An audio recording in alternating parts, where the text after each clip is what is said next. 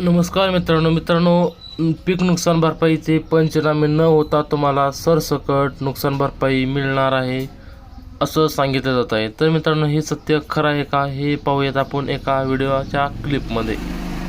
नुकसानीचे पंचनामे होणार नाहीत, सरसकट भरपाई मिळणार। कृषी मंत्री धनंजय मुंडे यांनी माहिती दिली। ज्यांच्या वस्तू किंवा जनावरं गेली आहेत अशांचेच फक्त पंचनामे होणार। नुकसानी संदर्भात विचारलेल्या प्रश्नावर धनंजय मुंडे यांनी ही माहिती दिली आहे। सरसकट मदत मिळणार असं धनंजय मुंडेंनी जाहीर केलंय। ई पीक पाहणी पंचनामे नाही, याच्या थेट मदत या ठिकाणी सर्वांना होईल।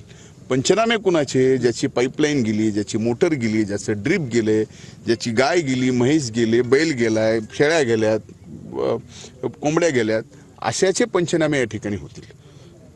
बाकी पंचनामे होणार नाहीत। सर्व मदत या ठिकाणी सरसकट केली जाणार आहे।